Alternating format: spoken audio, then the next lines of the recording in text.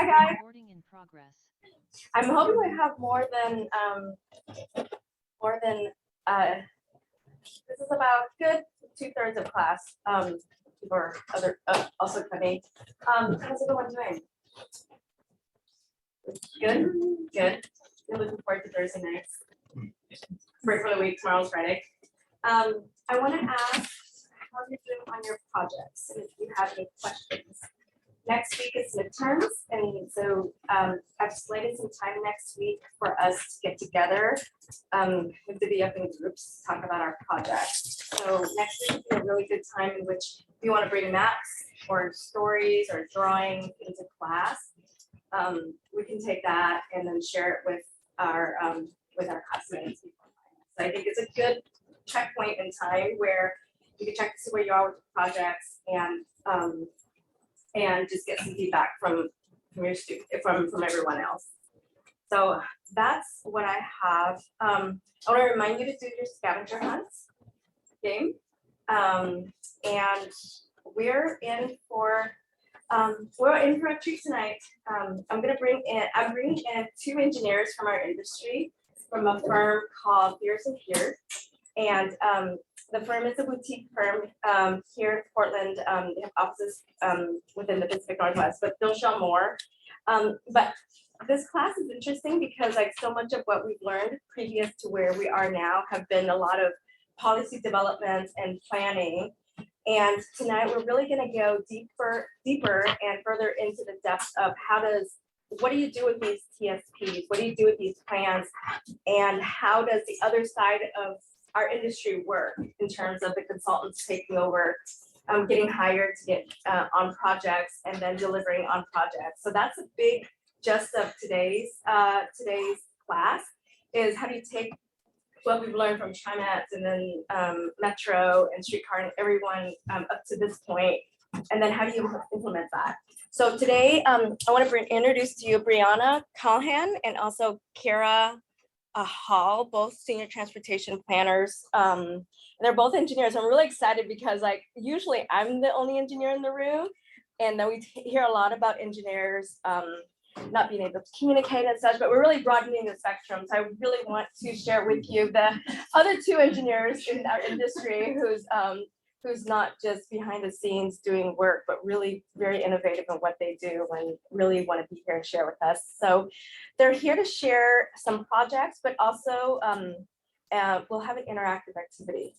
So it'll be fun. And I'm going to leave it up to them as to how for the class. And we'll do a break in between also. And during that break, we could talk about class projects, and feel free to ask me any questions, especially leading into next week. But I do want to recognize one of our Women of Vision honorees from last night.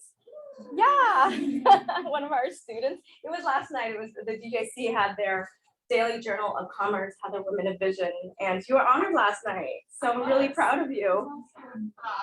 My last name starts with a W, so it's a lot. Yeah, we have a lot of people in the industry who won Women of Vision. Melissa Williams, who will be here in class next, the very last class. She was also honored last night. She used to be the Deputy Director of PBOT. She's with OTAC, but she's going to be here to talk about the Interstate Bridge. So I lunched with her yesterday. And she was honored, but also Shelly Romero's was also honored last night, and she'll be here next week from ODOT. So you're getting some of the best class acts in the industry. So here we are. Without further ado, I want to hand it over to Briana and Kara, and they'll introduce themselves. Yeah.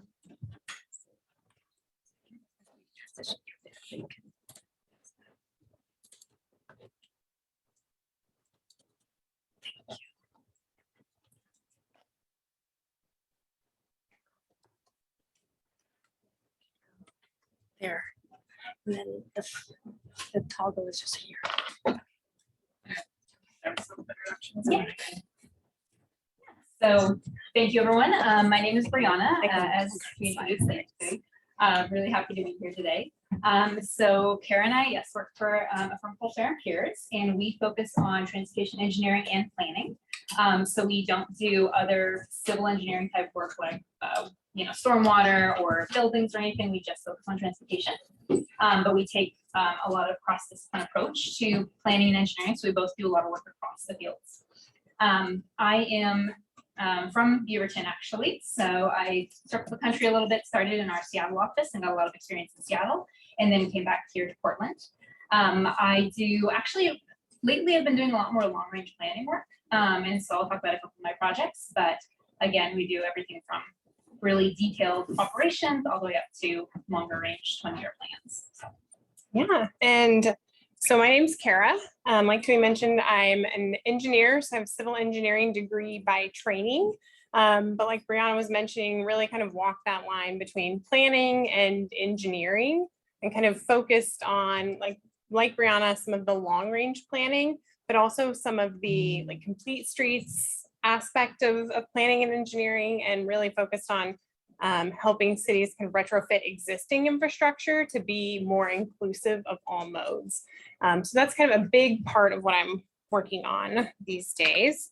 So we just covered introductions. We want to share just a little bit about transportation planning and engineering and make some of those connections between, it sounds like you all have heard from a lot of the policy folks that are setting some of the policy and the guidance for how we want to make project level decisions. So just want to kind of share a little bit about where that can come into the transportation system that you see on a daily basis.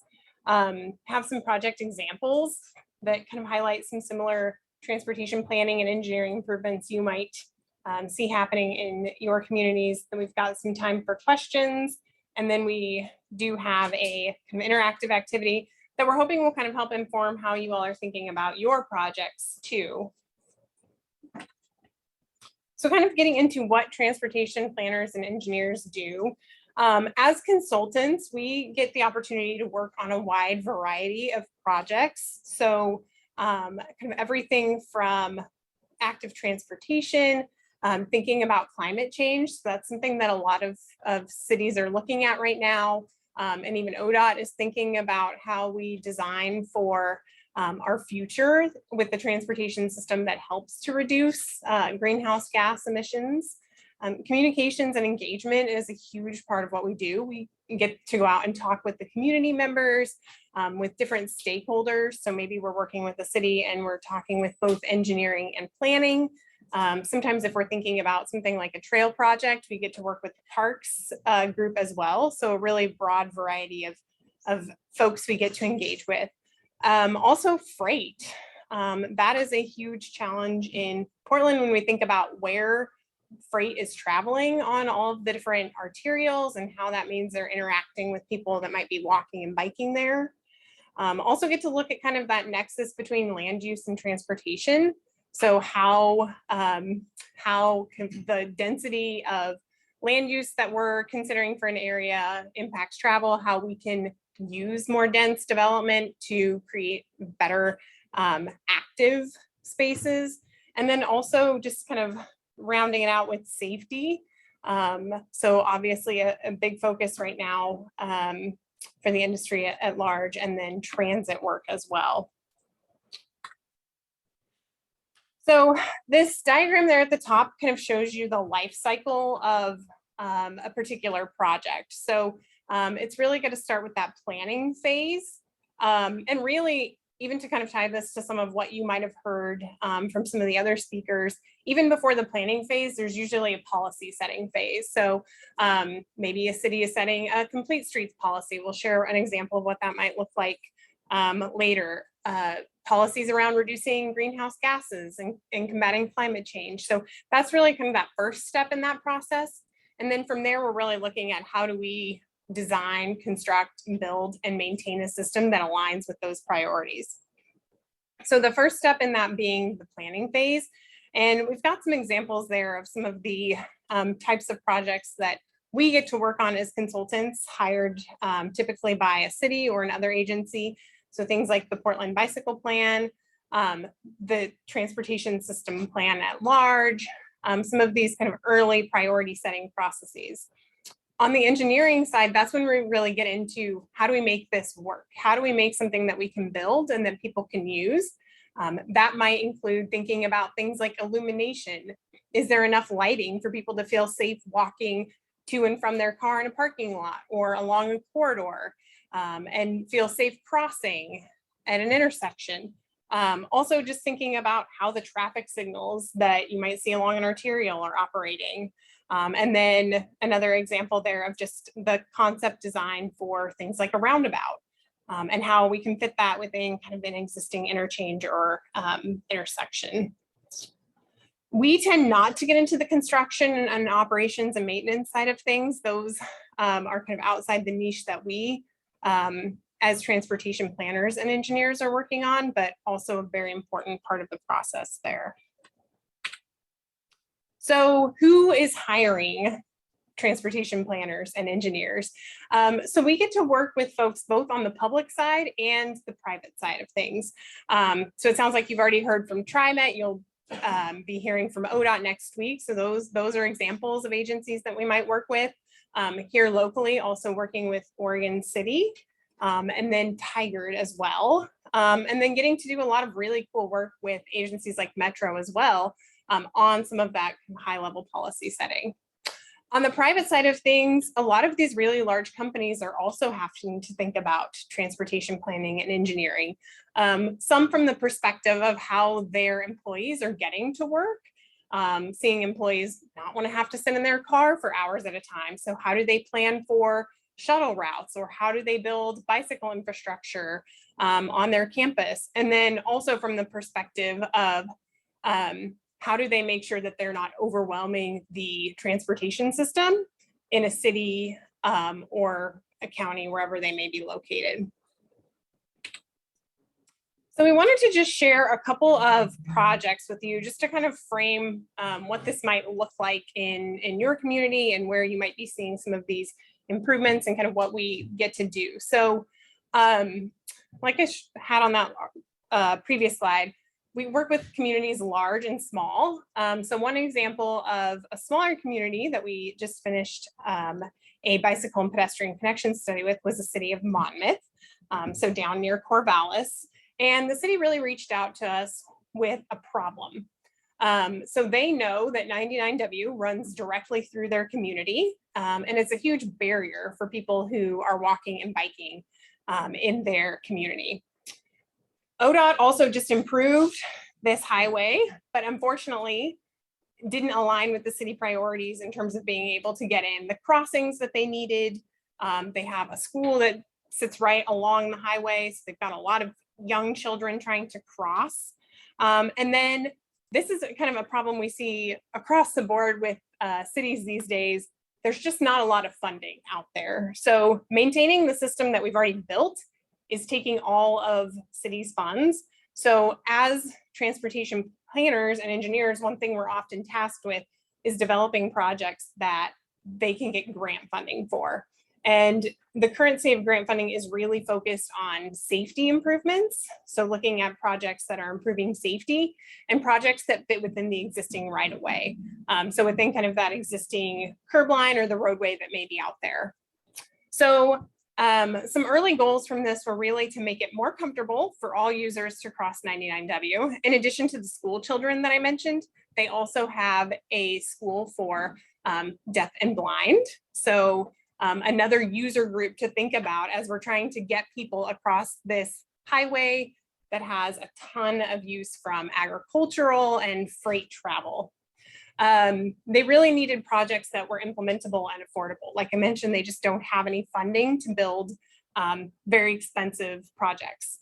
Building an overcrossing and just separating people walking and biking from vehicle traffic would be fantastic, but that's just not realistic in their existing funding situation. And then the other component that was really important to the city from this was making sure that the inputs that we were getting on these projects reflected a diverse group of stakeholders. So they had done a lot of work around planning in the community in the past, but had really struggled to engage folks from the deafblind community, minority races, just younger community members. So really looking to kind of really focus on hearing from a large group of people. So as you can see here, this was just one of 15 projects that we came up with as improvements along this corridor. So this one was focused on constructing a median refuge island, really hoping to create some separation and protection for people who might not feel safe making it all the way across the street. And then another huge component of that being adding what we call rectangular rapid flashing beacons, or RRFBs, just to alert drivers that there's someone wanting to cross here, and help increase the number of people yielding to pedestrians there. So that is one example of a project that kind of covered both the planning and the engineering side. So really needing to work with the city, set goals, identify priorities, and think about the funding component of it, but then also getting into the what realistically will fit on the ground here, and what can we build. So I will turn it over to Briana to talk a little bit more about some of our planning work. Yeah. So this was some long range planning that we did with Washington County. They wanted to do this first last mile connection study. So there's a lot of transit stops, large and small, live up the max. There's a number of frequent lines throughout Washington County. And they knew that they wanted to provide more access to a lot of those stops and make those first and last mile connections. So it's great if you can get from bus stop to bus stop, but if it's really uncomfortable to just get from your bus stop to your house a couple blocks away because it feels unsafe, there's not infrastructure, then that can be a major barrier for people using transit. And so they wanted to focus the study on making those connections, but there are so many transit stops to choose from. They really needed help narrowing down which transit stops to look at. They wanted to understand and create some kind of typologies for transit stops. So are these types kind of that we can build together that are tie in land use and use on transit and say, okay, in the future, we're going to say this is kind of a typology and here are the characteristics of it. Can we apply this to these other transit stops? Once we've knocked off a first list of projects, okay, we're going to use these same ideas to look at other transit stops that are similar, and we can probably apply similar treatments at these other transit stops to be able to use this into the future. So kind of thinking long range in that way. And then also they wanted a toolbox of first last mile access options. So sometimes that's infrastructure, building a sidewalk, building a protected bike lane, just getting people walking and biking there. Other ways that you can think about this is some creative solutions around things like employer shuttles, e-scooters and e-bikes as they're becoming more and more popular. Would that be a good option? Bringing those out into Washington County.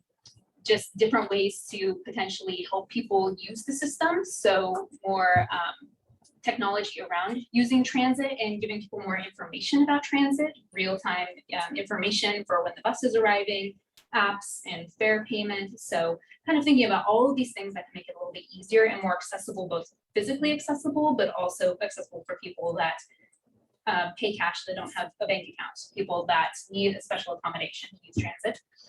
And so the project had both that toolbox of different solutions and kind of other cities that have done something similar and what lessons we could learn. But then looking at all these transit stops and saying this is a high ridership stop that has a lot of frequent lines. This is Beaverton Transit Center. There's tons of different buses coming through here. The MAX stops here, there's lots of connections.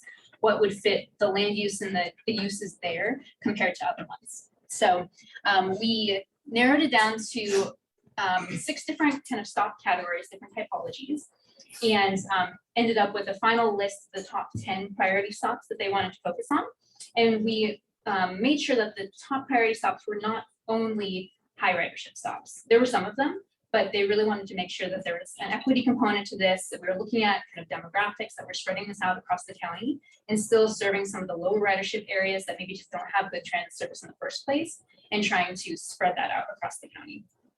And so they were really thinking about how to prioritize stops and what strategies they can consider, both for this project, but then again, trying to build something that they could use long-term to be able to use this over time too.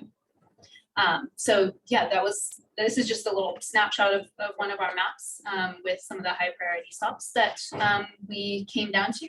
This was a lot of GIS work, actually, if anybody's worked in GIS, looking at all of these different land use and demographic layers and all of these infrastructure layers to kind of create these typologies. So that was kind of an interesting data analytics side of this particular project. But we really got down to this great set of tools really for the county to use now, but then use into the future. So it was an interesting long range project to work on. So the other one, going even more kind of high level regional, was something we just wrapped up with Metro called Metro Emerging Trends. And so, as everyone I'm sure is aware, transportation coming out of COVID has changed. You know, the rates of work from home have changed, e-commerce grew during the pandemic. People maybe don't feel safe using shared rides or transit still, or things changed during the pandemic.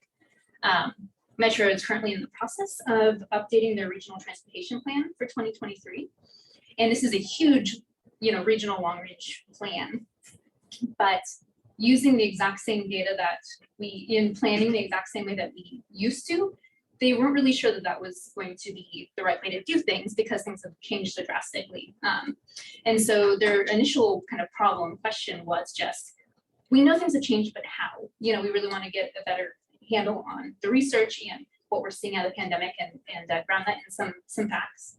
And then also, do we really think that these changes are permanent or are things going to go back to normal? Suddenly work from home is going to dip again, everybody's going to go back into the office. You know, like what's that change look like, both short term and long term, to help them get a sense of if they need to change some of their priorities during the RTP process, or change some of their project design, or just, you know, think about things a little bit differently when they're planning. So we looked at 8 different kind of key transportation trends. Those were just overall looking at the declining transit service and ridership, and you know, what we were seeing coming out of that, and what people were feeling coming out of the pandemic, and how people were feeling about transit. Increased work from home, increased online shopping, thinking about more affordable and efficient electric vehicles, an overall kind of increased concerns about public, personal safety, the kind of increased unsafe streets is how they wanted to call it, kind of thinking about crash rates that did increase over during the pandemic. And then also we saw some increase in recreational cycling as opposed to more commute-based cycling. And so some of these, there's a lot of hard numbers, a lot of data behind transit ridership and e-commerce growth. And some of these were a little bit fuzzier. So trying to just hear from surveys, hear from stakeholders, hear from the community on what people are feeling, what people are seeing, and how they are feeling in the long term about coming back to transit, for example. So we got to really dig into those changes and get some understanding of how that might affect the regional priorities. So is that going to affect vehicle miles traveled and the associated greenhouse gases? Is that going to affect safety? Is that going to affect equity, especially? We tried to find what information we could when there are disparate outcomes for people of color, for people with low income. How many people that work at a grocery store can actually work from home? You know, there's differences in how those outcomes happen across different people. And so try to break that out as well as where we could find that information. So we also looked at a lot of research to try to understand whether, again, these things were going to possibly persist, or whether, you know, and they were going to drop back off again, and gave them, this was more of a scenario modeling exercise. So we didn't have as many absolute hard numbers. It's going to be an exact 5% increase in VMT in this region. It was more a kind of a range of, okay, we can see with these levers and with these things happening, these are going to go up, these are going to go down. You kind of into the future have this barometer of how things might change, and also what potential policy changes you could make to help to curb the negative impacts that you don't want to see.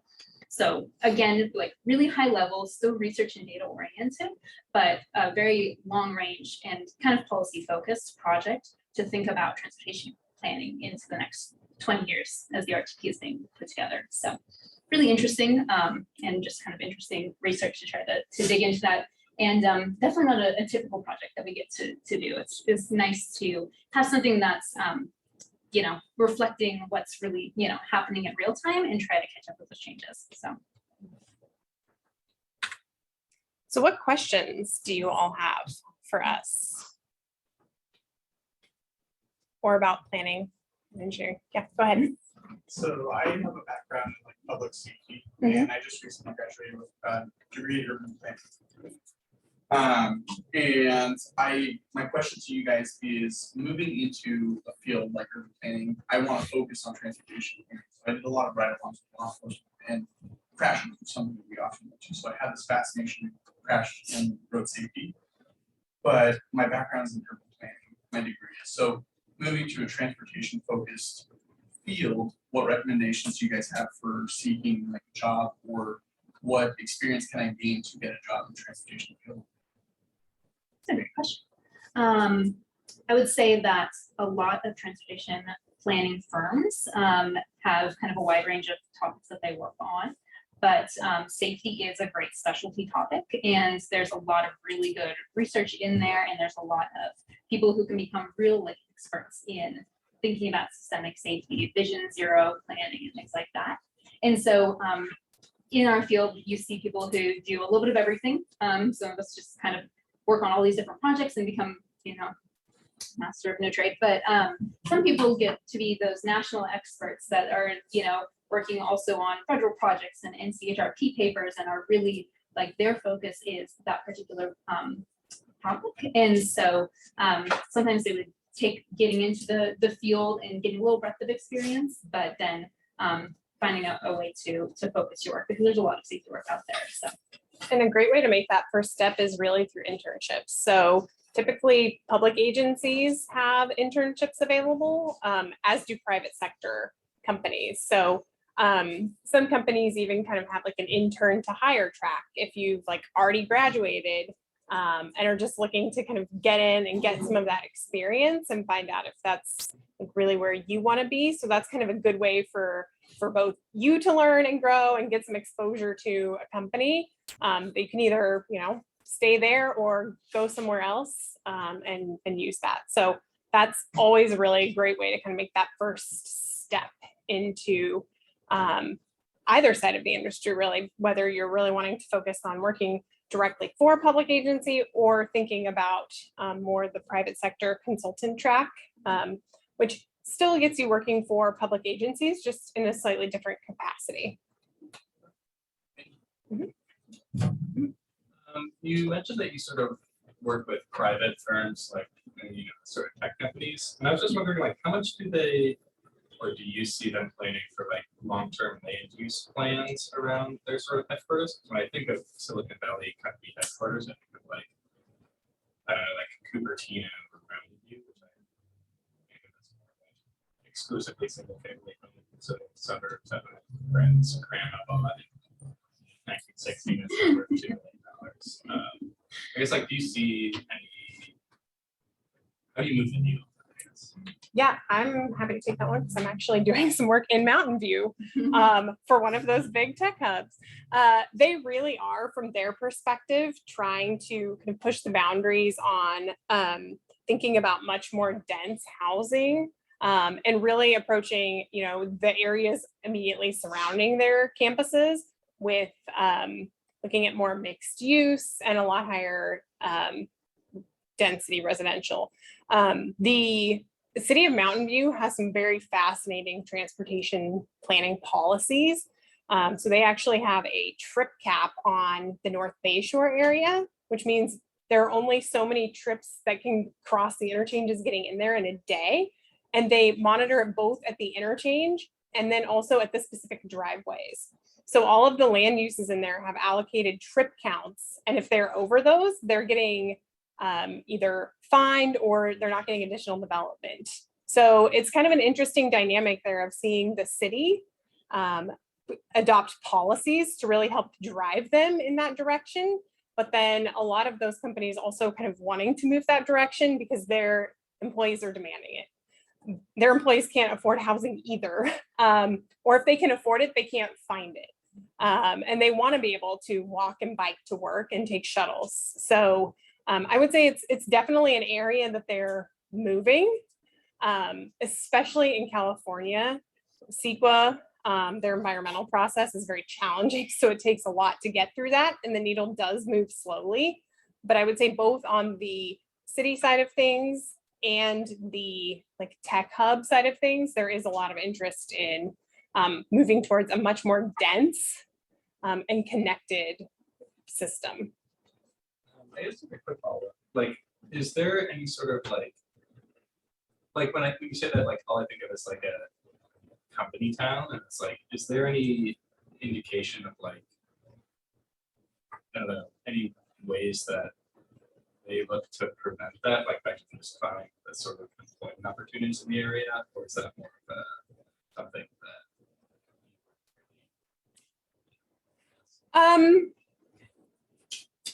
Yeah, that I would not say there's a big interest in diversity across employment there, just because you know, there's not just one company at play there, right? They've got lots of huge tech hubs there. And a lot of times where we will come in on the like from the transportation planning side of informing land use, we'll be thinking about how we can help developers kind of capitalize on opportunities like shared parking. So thinking about land uses that will have different times of peak parking demand so that they're not having to build as much parking that sits empty for, you know, all night, or they have retail parking that's empty all day. So that's a kind of a big area where we will help with the land use side of things. And then also thinking about this idea of internal capture. So helping kind of identify land uses that help to connect people, being able to walk and bike, and maybe they live on one side of the development and they can work half a mile away on the other side. So that's kind of where the transportation planning side crosses with the land use side. Yeah. What happens if recommendations that you provide don't align? So like in the example with Monmouth and ODOT, if ODOT wants, I don't know, a certain number of vehicles per hour on the highway, the city is concerned about safety. You're not working with ODOT, you're working with Monmouth. So how do you kind of like work around those priorities? That's actually a great question, and we experienced a lot of that on that project. So it really boils down to stakeholder engagement and kind of bringing people along. So I think one thing we approached differently about that than maybe ODOT and Monmouth had been approaching it in the past was not thinking about it as competing interests, because from the city's perspective, they really want to get people across. ODOT needs to keep vehicles moving, and they had just never been able to find a way to align those. So by bringing ODOT into the conversation at step one, when we set goals and we identified priorities, that was a really key conversation, because we were able to have some of the discussions about the trade-offs at that point, because we knew there would be trade-offs. We were gonna, actually one of the other projects we ended up with, we couldn't fit in a left turn lane, and that's gonna make congestion higher on the highway, especially during peak periods. And that was something ODOT was really struggling with, but because we framed the goals and priorities early in the process, and we had gotten everybody on board with the idea that our number one priority at this location specifically is getting children across the road safely, we were able to kind of keep that conversation moving and have something to point back to along the way. Like, okay, we talked about this, we agreed that we were going to be willing to accept the trade-offs for people driving. They may have to sit there a little bit longer, but that means we can get these children across the road safely.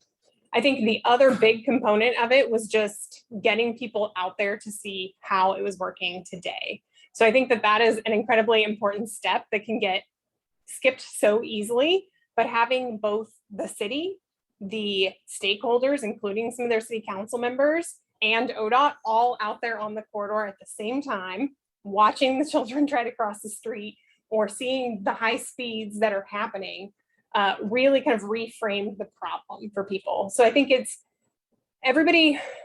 easy to think, oh, I understand. Like if you say, oh, I sat at that intersection for a long time, it's easy. We've all sat at an intersection forever. So it's really easy to kind of think we understand the problem, but that idea of getting people out there and all seeing it was just really critical to that. And sometimes they don't agree. And that can also be a really important point of the process, is agreeing what we're not going to agree on. And sometimes that can be a challenge to find, especially with ODOT and the local communities, because ODOT's priorities are at the regional level. They're moving people throughout the state, and the local communities are trying to connect people, you know, on these smaller scale destinations. So it's always a challenge, and it always happens, especially when you get multiple stakeholders involved. But I think it's just all about kind of figuring out what you can agree on and just what you might not agree on at the end of the day. It's one within region 1. Region 2. So when we get the region 2, it's gonna have to do region 1. With Carly and Coda, relative to the sort of inertia that's happening here. Follow up on that. Given that the river is sort of a natural barrier to travel, trip counts, management, mentioned that would be counting vehicles, counting vehicles that are crossing the have to describe, manage, sought outside the river.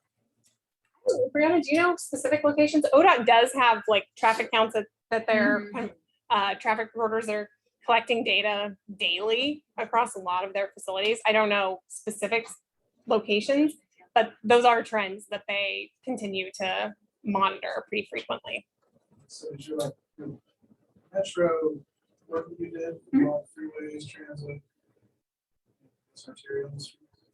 Yeah, so some of the things we were looking at was kind of baseline, what is traffic doing? And what is it doing on the highways and the freeways versus the arterial streets? Because oftentimes that's different. And but how does that compare to transit and how the transit's coming back too?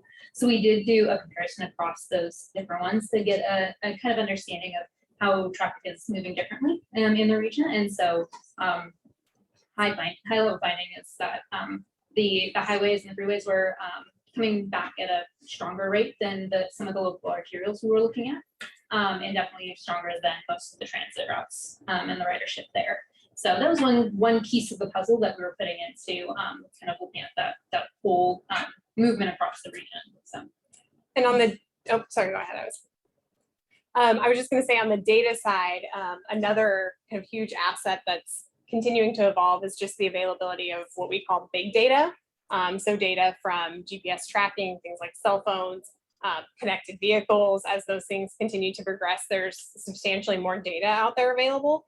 And ODOT does use sources like that as well to understand some of those higher level travel patterns. And that's a lot of what Briana was working with for the Metro Trends study, was some of that big data component that can help inform, origin destination, like where are people starting and where are they going, and kind of peel back some of those layers of getting past not just how many cars were on a specific roadway, but where are those going, and even looking at some of the like trip lengths and kind of starting to understand, like, are there people who are making a trip that's a mile long that could easily be converted to a walking or biking trip? So the availability of kind of data just from that aspect over the last 10 years, but even more recently, the last 5 years, has just continued to evolve and kind of inform what we can look at. In relation to I'm thinking specifically about the Monmouth project, do you have a post-project analysis process of like after it's installed? So sometimes cities will get us involved to do that. A lot of times those are things that they will take on themselves. So at this point, we have kind of handed it back to the city, and they will then move through the like final design and construction process. But a lot of the grant funding that's available now actually does require agencies to go back out after the solutions are implemented and collect data. I know the city of Vancouver's done a couple of their complete streets projects, including kind of retrofitting and some road diets. And they're in the process now of actually going back out to collect data to see how has safety improved? Are there actually reductions in crashes happening? Are there more people biking than there were before? So that can be a component. It's usually just a lot further down. And sometimes we get to help with that. Sometimes we get to do some of that data analysis, but a lot of times that's something that the cities are just taking on themselves.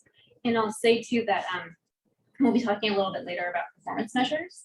And so setting goals is great, but how then do you want to actually measure success or progress towards those goals?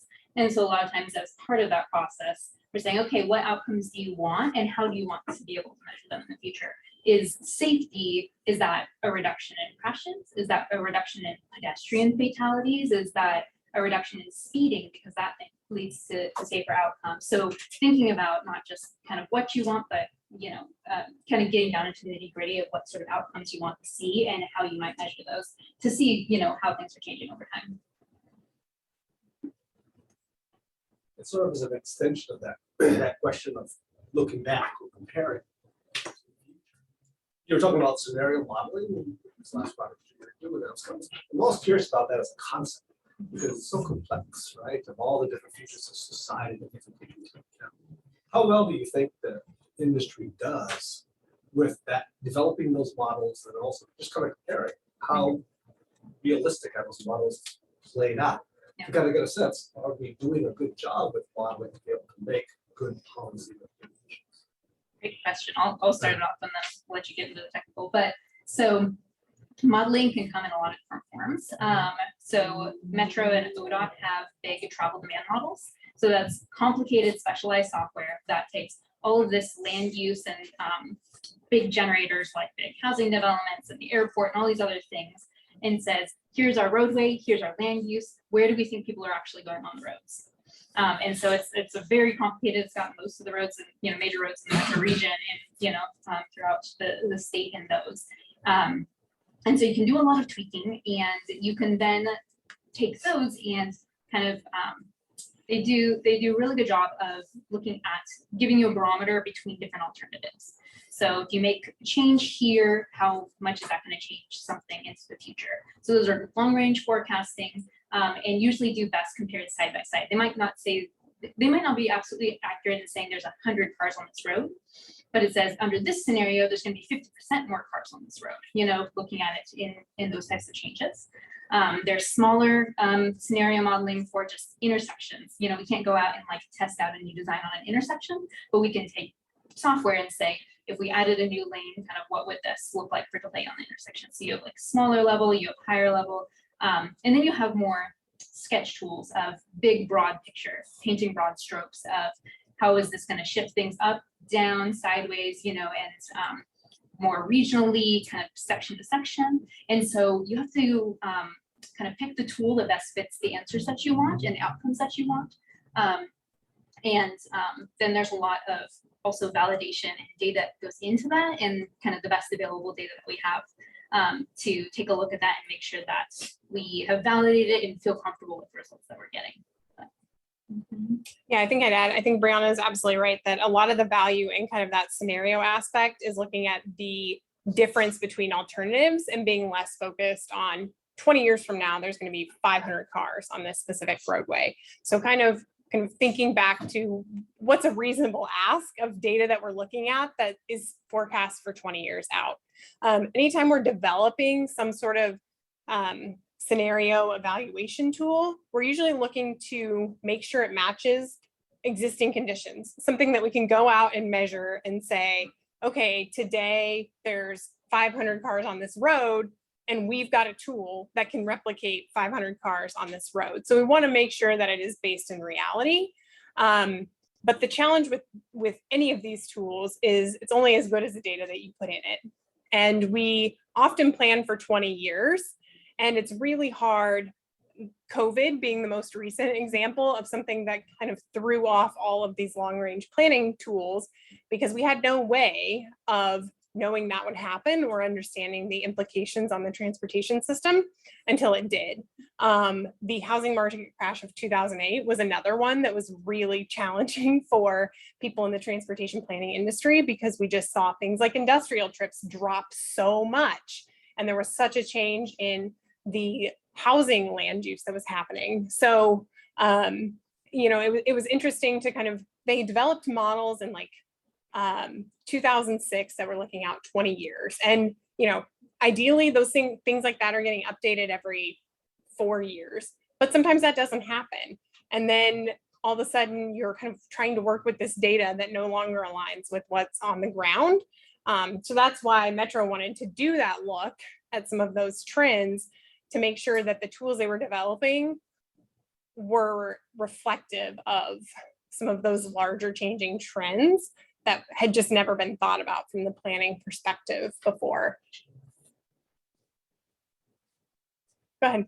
You mentioned you worked in Seattle before. In one of the early classes, we saw some of the differences between Oregon and Washington and transportation funding investments.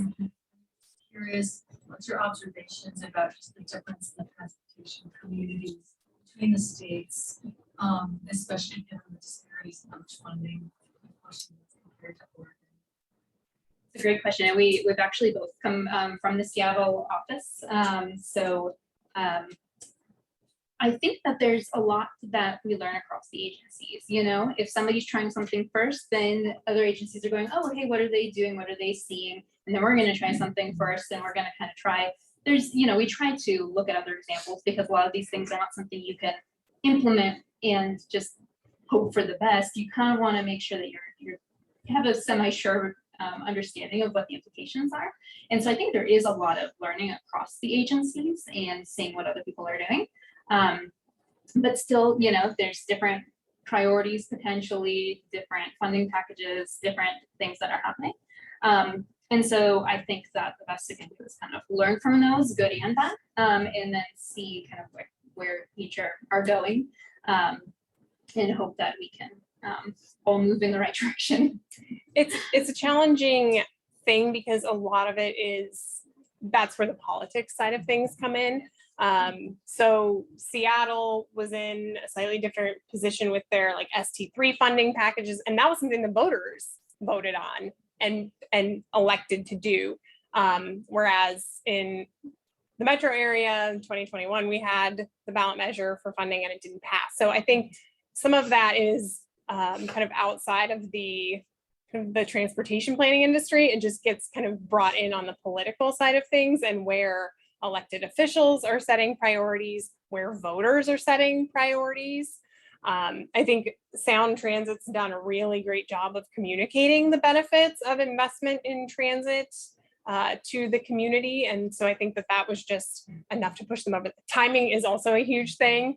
2020 was probably not the ideal time to be trying to pass a measure to fund transportation investments when nobody was traveling. So it gets really complicated. I think one thing that Washington does really well on the like priority side is they've developed this whole, what they call a practical solutions framework. And that is really focused on building a consistent process that's focused on applying the right solutions at the right time.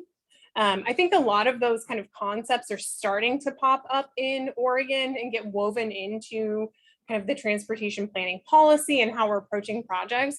But I think WashDOT has just done a really great job of building out an expansive framework that thinks about practical solutions from a kind of mobility as a whole, rather than just vehicle travel. And I think that that's the pivot that Oregon's working to make now, is from defining mobility as how many cars you can get through an intersection or on a roadway, to a much more inclusive term of thinking about how everyone travels, what mobility means to the economic generators and connections. So I think that is one area where Washington and the Washington State Department of Transportation are still just a bit ahead there. Oregon is catching up quickly. I just think that WashDOT definitely got a head start on getting that framework in place and kind of setting up the tools they need to be able to evaluate projects and priorities within that framework. I'm just wondering how much of the freight planning involves like ports and railroads, and how much of it is state transportation department? A little bit of everything. Yeah. So obviously, ODOT has a freight group that is focused on that and moving that. There are a lot of economic stakeholders that are really interested and invested in moving freight vehicles around the region and through the region.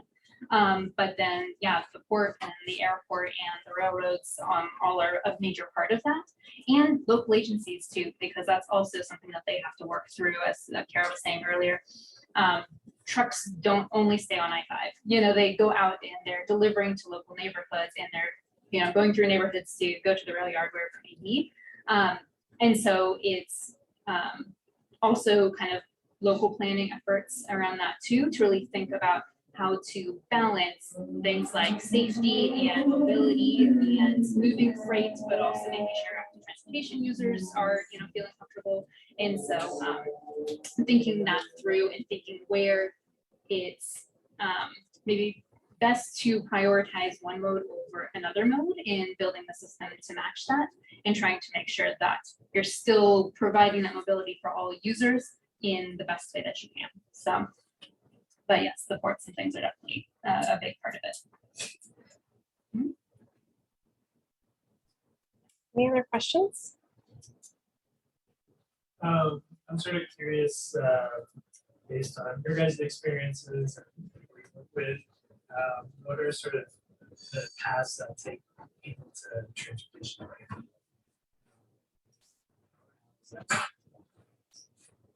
Goes all over. So I started at U of O with environmental studies. Took a bike class or two down there, and then got out into the world in 2010. It was a great year. And we just couldn't find a job. I traveled around the country a little bit, and just didn't quite find something that worked for me. And so I went back to school for engineering, transportation engineering, thinking about specifically like active transportation and trying to focus on sustainability and climate change within the transportation space. But we have people that come from all different backgrounds. A lot of it is engineering or urban planning backgrounds in schools, but there are people who are into environmental and sustainability, people who have focused on specific modes, people who come from like geography and GIS mapping type backgrounds.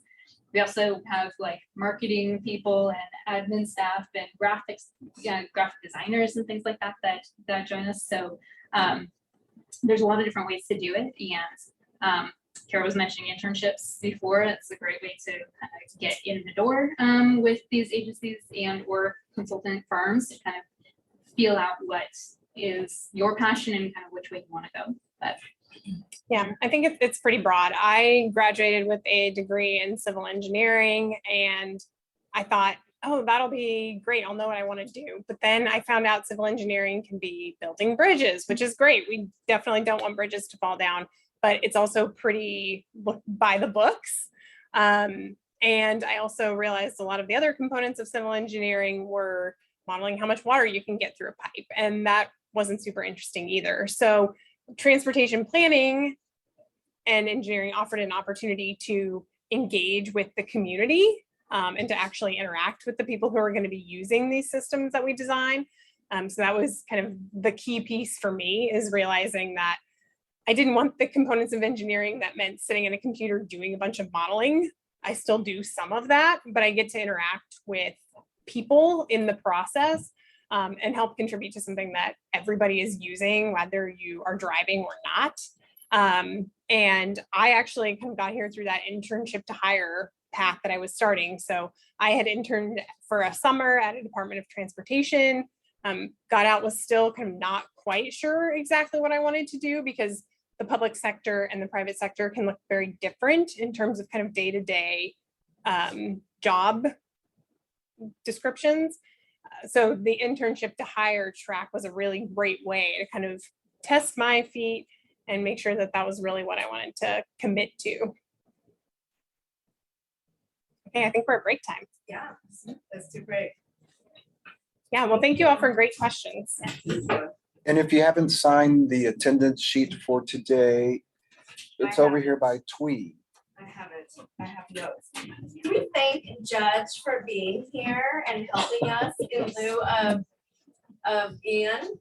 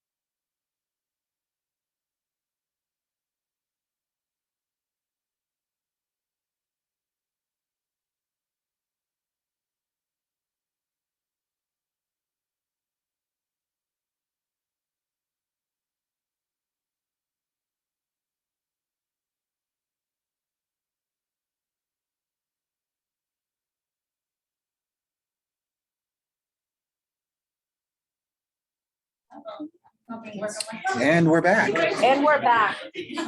So one of the things I want to mention to you for next week is we have ODOT is going to be coming here. And there's going to be 3 of them. So they're going to talk about 5 things about ODOT projects that you're not familiar with. So you can hold your questions for ODOT. So then, but also at the latter part of the class, like I mentioned, I'd like for you to, I'm going to break you into groups, mainly groups of 3. So there'll be like 5 or 6 groups, and then we'll talk about projects. Like I said, bring drawings, maps, and ideas, and then you'll be able to share your projects with the students, but also during that time, Taylor, I'll allow you to float between the groups. And also, we have our deputy director of PBOT in the class during that time, Tara Weisig. And so she's gonna say a few things about PBOT, but also I'm gonna have her float between the groups as you will be floating between the groups, and you'll be sharing your stories and your projects with your classmates. That's how we plan. And we're on. Are we able to pull the PowerPoint back up? Is that?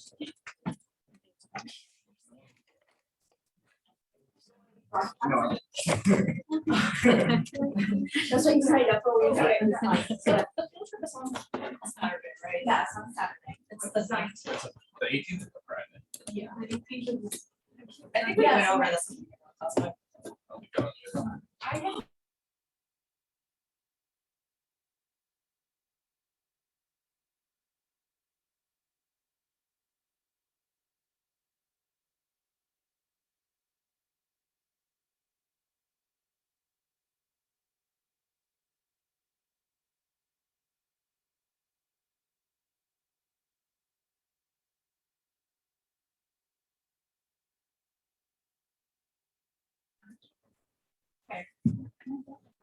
Thank you.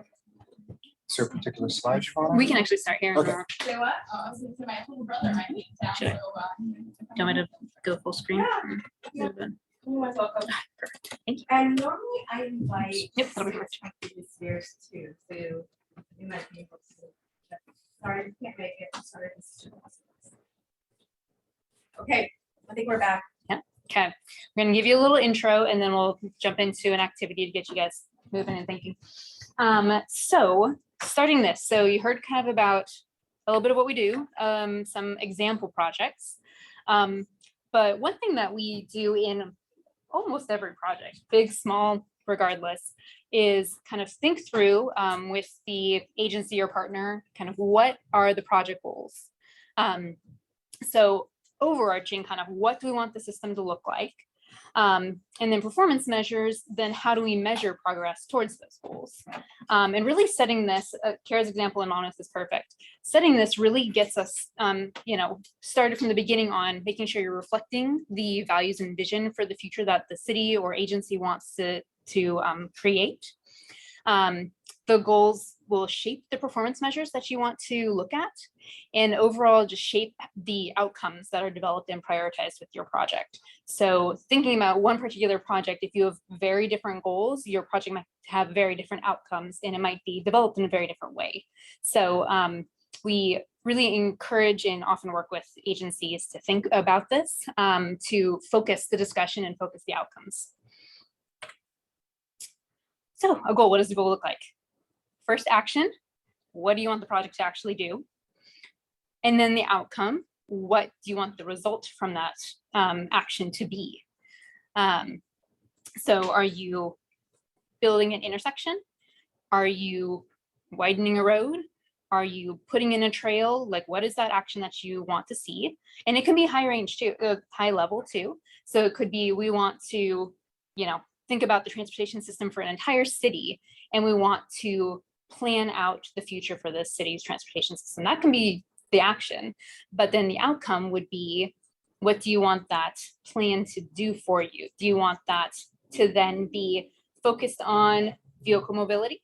Do you want that to say that you want your transportation system for this entire city to be more focused on, the active transportation system? What do you want it to achieve? And then potentially you can put in there too, like, how do you want to accomplish this? Like, what sort of things do you want to put in here? So we're gonna introduce two different projects that we have recently worked on.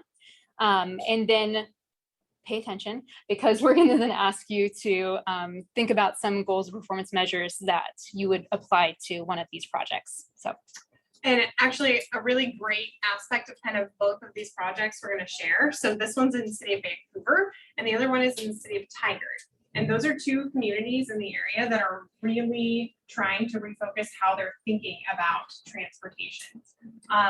So for Tigard, they just developed, I'm stealing a little bit of Briana's thunder here, but they just developed their transportation system planning for the next 20 years. And a lot of what Briana got to do on that project was focusing on making a more balanced system.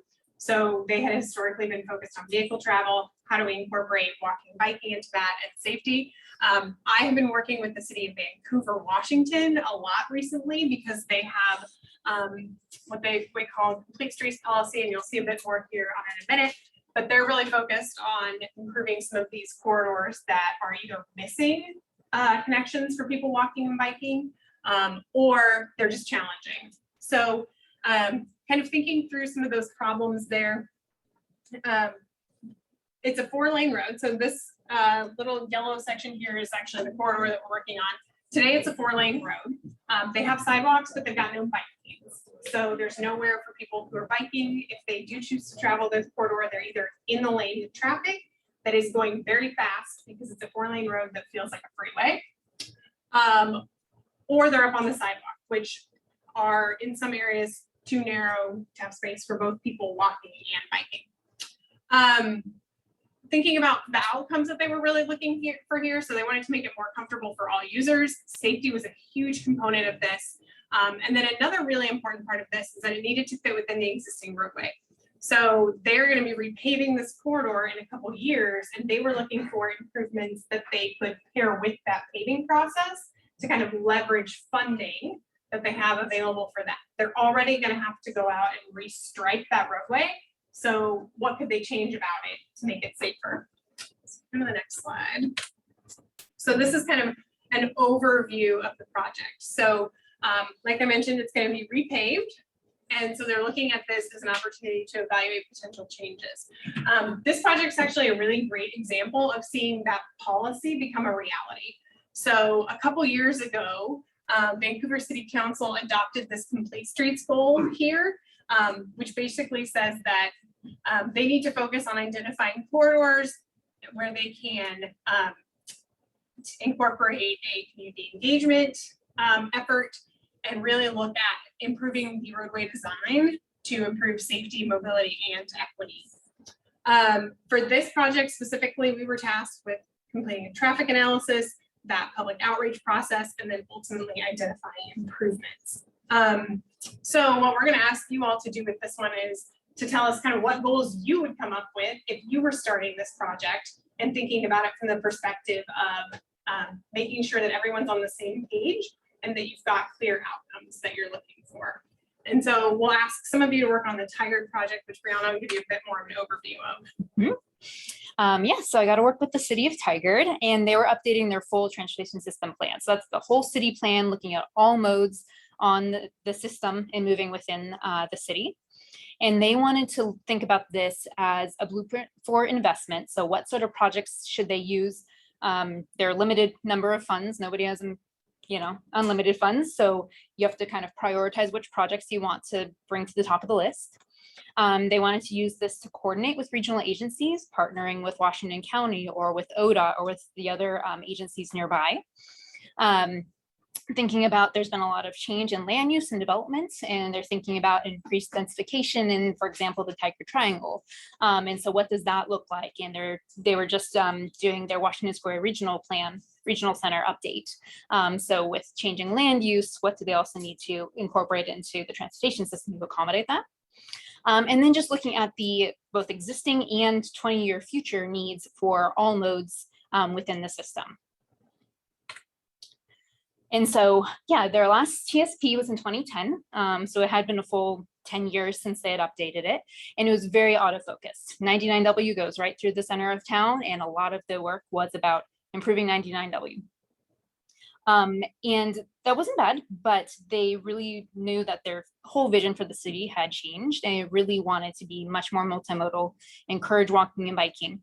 And so they wanted to align their new transportation plan, their goals, their vision, and their projects with, you know, the way the whole city was trying to restructure. And again, the city can't fund every project. So they then wanted to get to a project list to that aligned with those goals and those priorities that have since changed since the last TSP. So I put their vision up here, which was that the Tigers transportation system advances their strategic vision for the city to be an equitable community that is accessible, walkable, and healthy for everyone. So this is the starting point, that they started with this vision to then think through their goals and the performance measures that they wanted to measure for the city. So your activity.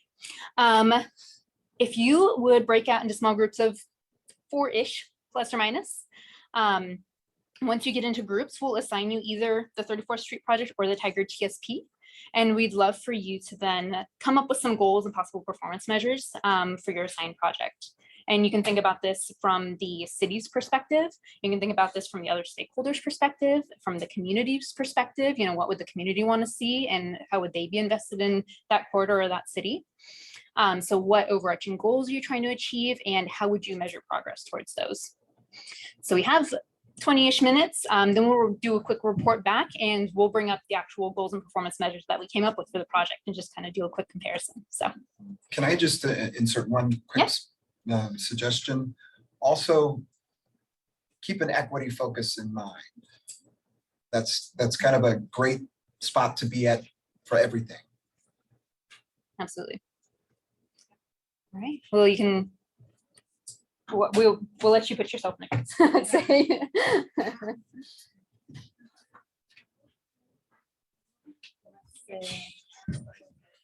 On that side of 34. Oh, yeah. So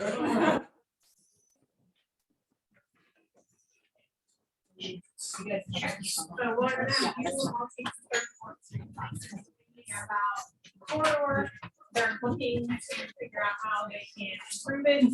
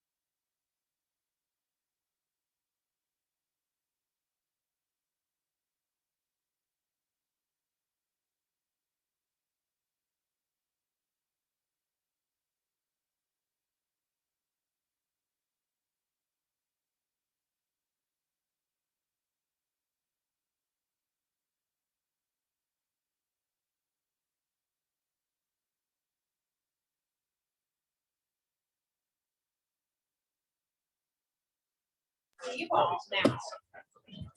So, who wants to share first? Go for it. Okay, so this group over here was talking about the 34th Street project. So excited to hear what you all came up with. And Wanna what, come up? say again? Does somebody want to come up? Yeah. Is that- Okay. I was gonna ask whomever speaks to stand up and Yeah. come forward, present yourselves. And don't forget to talk about equity. My team's looking at me like, are we even ready? So obviously we talked about the 34th Street project. It's a 4-lane road. Cars drive fast next to the sidewalk and there's no bike lanes. If you look at the road, basically it goes, I think, east-west. One side of the road is primarily residential and the other side has a few commercial areas. There's a large tech facility over there, I think. So one of our priorities was to add bike lanes to this roadway. So we thought about basically, there are two 12-foot lanes of traffic going both directions.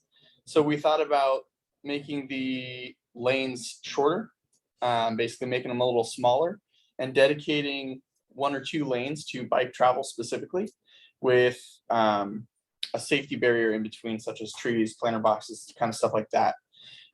There's also a school in that area, so safe travel for all ages was important. We also thought about reducing the speed limit and adding a school zone since there's no current school zone. We also wanted to add more lighting, and we also talked about a long-term goal of adding kind of a better bus route through there.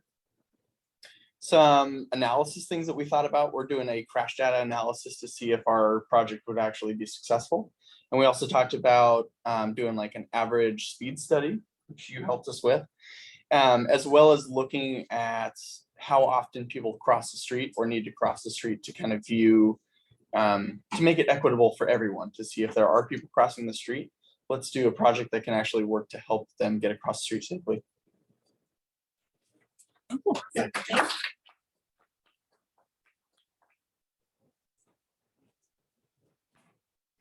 From the other two groups wants to share what you all talked about.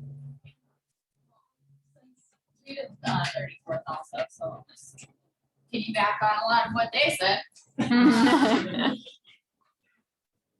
Computer is weird.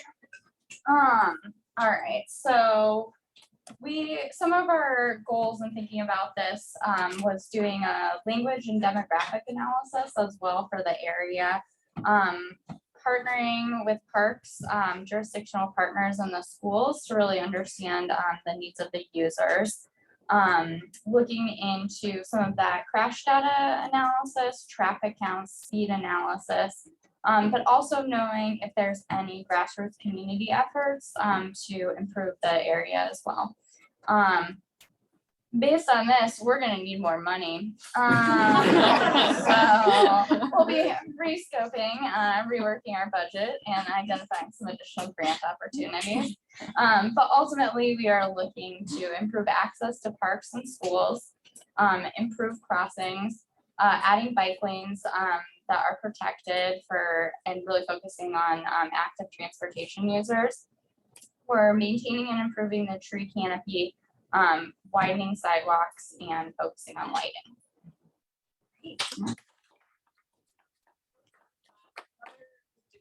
Right? Yes. So maybe I can just kind of quickly share kind of where some of the 34th Street, and we have the kind of 3 goals. I don't know.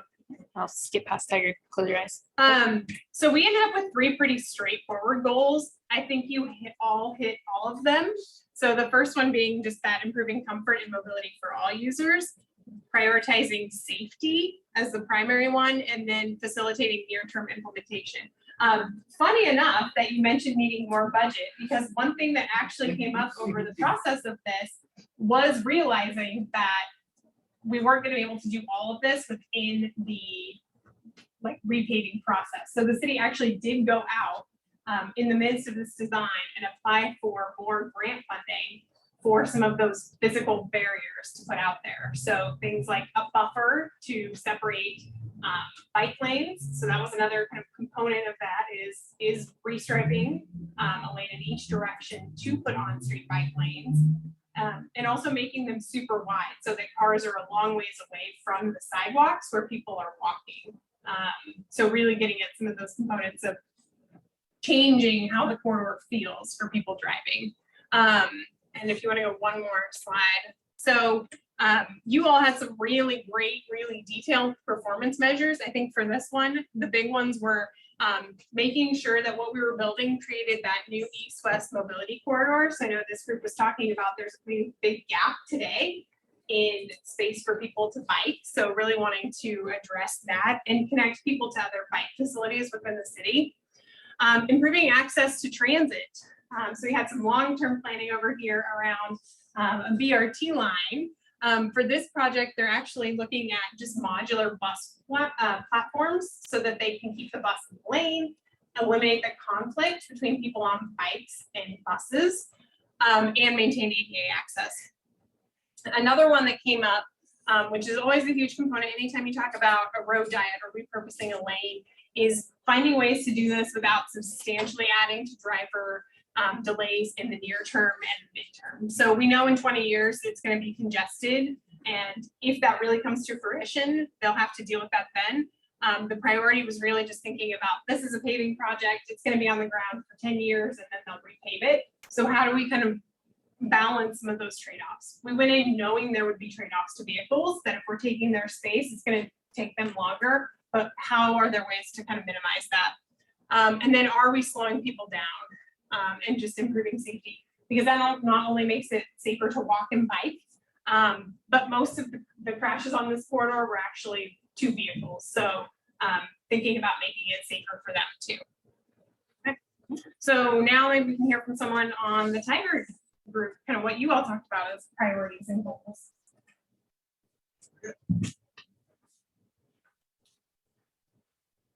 Okay, so in Tigard, we decided that the outcome was to increase the percentage of multimodal activities in all parts of the city. We kind of had a 15% target overall, and that could possibly be 10% per mode, 10% bicycling, 10% walking, and 10% transit, and maybe the rest driving. That could be increased over the years. The performance measures we kind of came up with were counting bicycle trips, counting the number of changes made during pavement maintenance cycles to restripe the road, and also to establish a new program that builds connections outside of pavement maintenance that gets a little bit of budget, and especially do these projects in areas with high poverty, with unhealthy outcomes, and in communities of color. Let's see. Performance measures, outcomes, goals. The activities, actions. Oh, outcomes. So maybe that first one was actually priority. Kind of more performance measures, Yeah. but they'll tie together. So the outcomes, improved environment for people with disabilities, a reduction of crashes in high crash corridors, reduction in travel speed throughout the city, using bike share to supplant or substitute for trips, short trips, the establishment of safe connections between different land uses and different parcels, like residential to commercial, a participation of disadvantaged business enterprises and local companies in the planning, design, and construction of these projects. Love it. Yeah. Great job. Yeah. Thanks. All right, well, I'll pull up then our Tigard goals and a handful of the performance measures that they were looking at. So kind of summary there was, I heard a lot of these come out of that. So they wanted the system to be safe, comfortable, and connected. They were really focused on environmental and community health. So thinking about the environment, the parks, the water quality, as well as community health for things like exposure to pollution and greenhouse gases. Quality of life and access. Do you have access not only to transit, but you have access to high quality frequent transit? You know, what types of access, what does access look like? Livable neighborhoods and multimodal connections. It is a very suburban community. Certainly there's commercial centers, but a lot of it is neighborhoods. So working with that land use and making sure that those neighborhoods feel livable and comfortable, making sure you talked about speed reduction. So there's not speeding through these small neighborhoods, things like that. Economic vibrancy, they do still have commercial centers. They have Washington Square Regional Center as part of that. So they have a lot of industrial use. And so thinking kind of practically about still having economic vibrancy in the city. And then a really practical one, just financially responsible. They only have so much money. You can only do so much. And so are there other forms of, you know, grants and things like that that they can use, but kind of working within the means that they have to do what they can. Here's just a little snapshot of some of the performance measures. They were pretty numeric, so percent of streets with bicycle facilities or sidewalks, the number of employers and employees served by high frequency transit or light rail, and then multimodal network, the percent of the community within a 10-minute walk of a developed park. So kind of really interesting ones of what can they measure over time and see how things are changing and increasing, hopefully. Let's see here. Oh, and one thing I did want to point out, so none of these explicitly say equity in them. That was a really interesting conversation to have with the city, because they knew like equity is really strong component that they wanted to have here. So we started out with, okay, equity is one of these. And they're like, well, we don't want equity to be a single goal amongst other goals. So the language, when we put these together, every single one of these has equity components within the language of them. So they wanted in all 6 of their goals to have equity, not just to have equity as one of 6 priorities. So that was a really great conversation to have with the city that we kind of worked through over time to make sure that equity was a really strong component of the project. So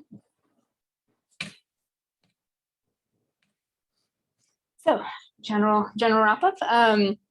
We kind of came up with this activity and this topic, both to try to tie to your projects that you're working on, because thinking through them, if you see a problem and you're trying to find solutions, how do you really focus that? You know, how do you go from here's a problem, well, what sort of solutions do you want to, you know, have as your outcomes there?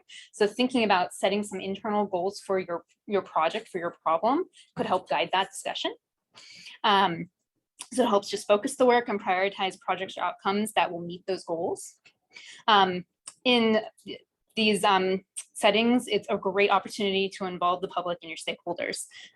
As Kara had mentioned before, you really want to start early and often talking with your community, because you want to hear what their goals are for the system. The city and the agencies might have their own ideas. They might know their city really well, but you really want to hear from the community and all of the community to understand what their goals are for the system, so that you can make sure that the outcomes are supported by the public. And then tying those goals to performance measures kind of helps to refine those outcomes. So is it that you want more specifically bike lanes, or is it you want more sidewalks, or you want more connections to parks? That can kind of focus your discussion. It helps you chart progress towards goals, and also keeps the project or agency accountable. You know, are you actually making progress? Once you put in this project, what's happening 5 years down the road, 10 years down the road? Did the project make the difference you were hoping it would, or do you need to maybe reassess? So that's it. And yeah, we have time for a little time for questions. Quick piece, going back to the equity conversation. Yeah. How did that inclusion of equity into each aspect, each goal, translate into the performance measures where it might not be so easily focused on if the goal of equity is not the standard? How is equity in the program? Into those measures, yeah. So some of it was purely geographic. So maybe we wanted more bicycle and pedestrian connections to be focused in low income areas where we knew there was high concentrations of like pollution along the major roadways or along the railroad. So some of it was thinking about it in the geographic sense of where people are living and working. Some of it was kind of focused around outreach and talking with the community and making sure that when you're talking about these specific projects when you get down to that level, that your outreach is really focused on talking to the communities that you want to have involved, everyone, but focusing equity there.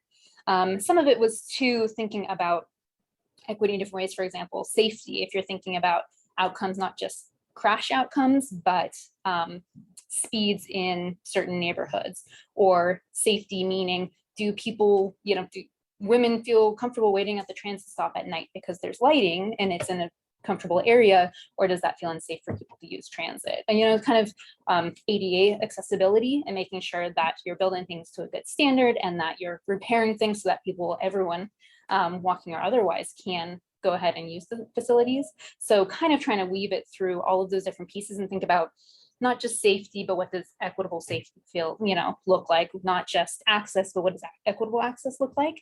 And kind of trying to translate that into the way they're measuring it. I think I'd also just note, has Margie already been here? So Margie came and talked to you all. Another really cool project Briana and I got to work on was the Metro TSMO, so Transportation System Management and Operations project. And that was another one where they said, we want to take everything through an equity approach. We don't want to just have one equity goal.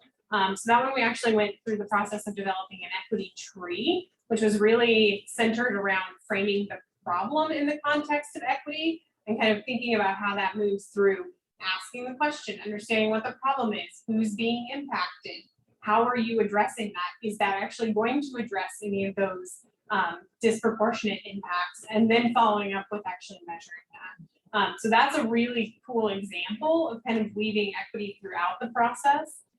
So if you want to look more at that, that's online too, and that's Metro's TSMO strategy. So a very cool one that really focused on framing equity a bit differently. I think historically in planning projects it showed up as one goal, and I think that people are starting to recommend how we actually bring it into the process and make it a foundation and a lens rather than one specific box we're trying to check. So towards that end, what was the community engagement partnership work that happened at the beginning?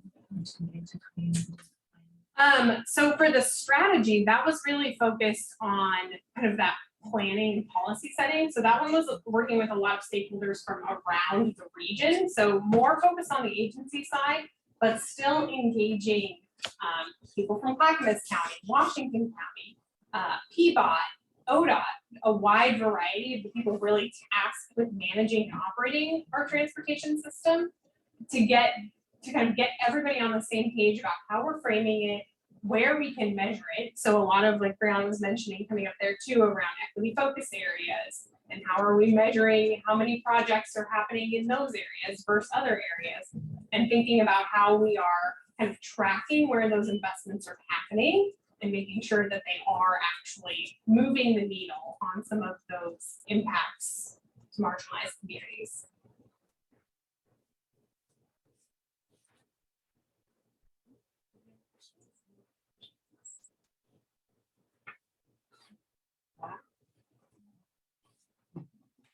Some of your favorite projects. Wow, look at this. Favorite projects. Thank you.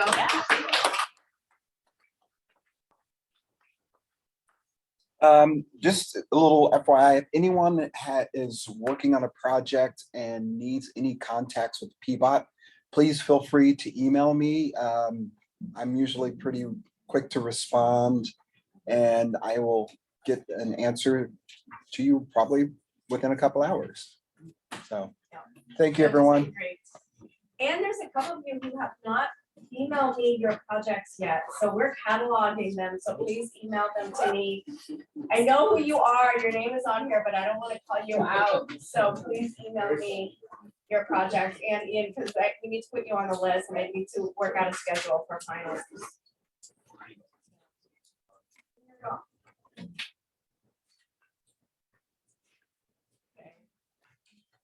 Okay, field trip it is. We've got a plan. I just text Ashley. We're ready for it. You're welcome to join us too, and we'll have yeah, you're welcome to join us on the field trip too. It's no November 19th, Saturday, November 19th. I'm gonna be gone otherwise. I live right out by 82nd. Oh, so gosh. That's the corridor I. We talked a lot about 82nd Avenue. Kristen Hall is here. Oh, Yeah. Yeah.